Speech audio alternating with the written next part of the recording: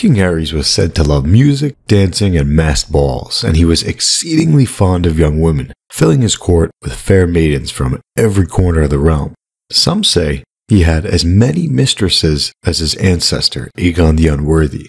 Unlike Aegon IV, however, Aerys II always seemed to lose interest in his lovers quickly.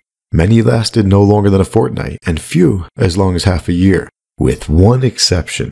Tywin Lannister's cousin, Joanna Lannister, aka Tywin Lannister's future wife. There were rumors that Joanna Lannister gave up her maidenhead to Prince Aerys the night of his father's coronation, Jaehaerys II. That was in 259 AC. There were also rumors that Joanna enjoyed a brief reign as Aerys' paramour after he ascended the throne in 262 AC. Archmaester Gildane did not believe either of those things to be true, but he stated that it has been reliably reported that King Aerys took unwanted liberties with Lady Joanna's person during her bedding ceremony to Tywin's displeasure. That was in 263 AC. Not long thereafter, Queen Rhaella dismissed Joanna Lannister from her service, and no reason was ever given. Lady Joanna departed at once for Castle Rock, and seldom visited King's Landing thereafter. It has been noted that Aerys and his sister Rhaella's marriage was not a happy one. As we mentioned earlier, Aerys liked women. His sister wife turned a blind eye to most of his infidelities, but in her own words, she did not approve of his quote, turning my ladies into his whores. When she would find out that he was sleeping with one of her ladies, she would dismiss that lady from her service. So there's a chance that this is the reason that Rhaella dismissed Lady Joanna back to Castle Rock. 3 years later, Joanna gave birth to Jaime and Cersei in 266 AC. Aerys said, quote, I appear to have married the wrong woman. He was jealous, but he did send each child its weight in gold as a name day gift and commanded Tywin to bring them to court when they were old enough to travel.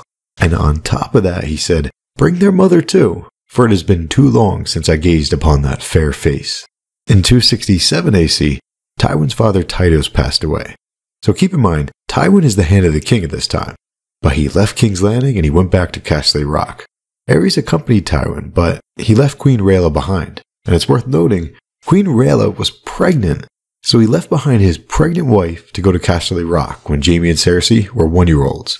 Aerys brought 8-year-old Rhaegar and half the court with him, and he spent the better part of the next year there, ruling the kingdom from Lannisport and Castle Rock.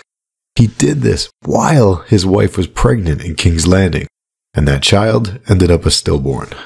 After a year, the court returned to King's Landing in 268 AC, but it was plain to all that the friendship between the king and his hand was fraying.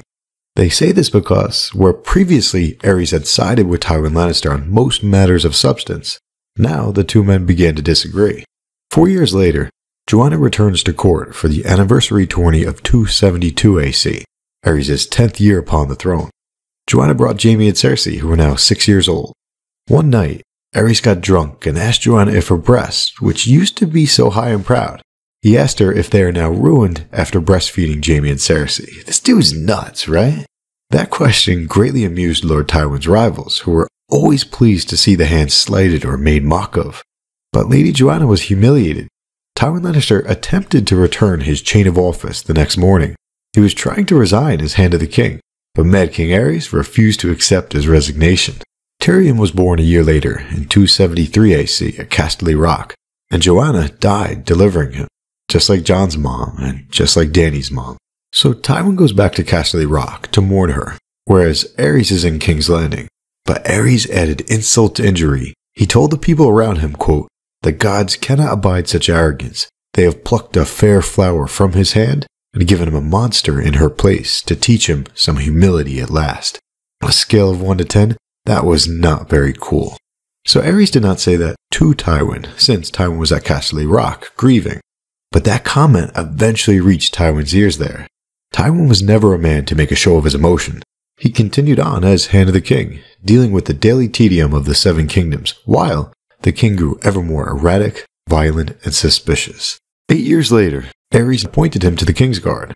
So Aerys stole away Tywin's heir to Castle Rock.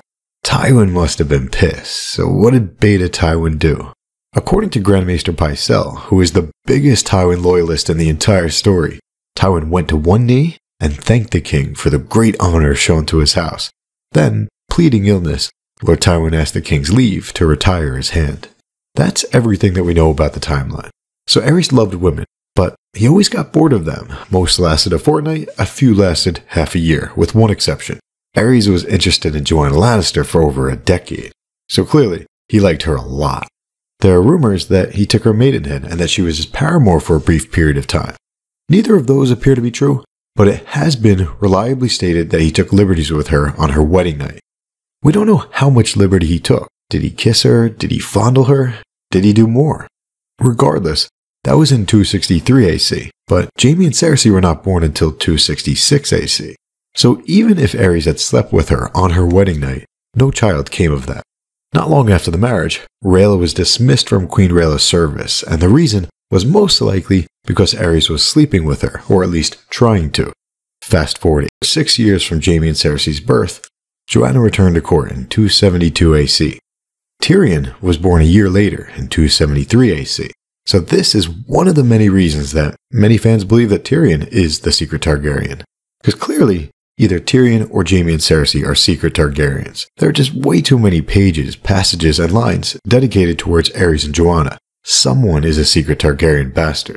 Some fans hate the idea of this, saying, we've already got one secret Targaryen, Jon Snow. But here's the thing. This isn't some mystery novel with a one-off surprise of Jon Snow. Supplies! This is a huge story where we have multiple cases of secret identities other than Jon Snow.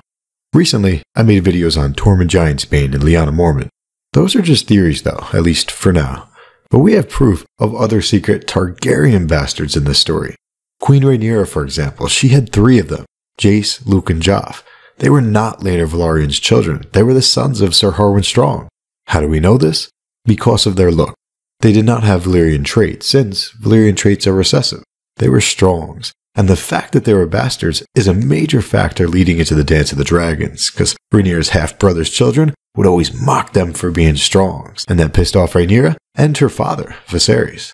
Now on top of that, Queen Rhaenyra's husband, later Velaryon, he was gay. So my point is, Jon Snow is not the only child with a secret identity, not the only secret Targaryen. He's not the only person with the mysterious backstory.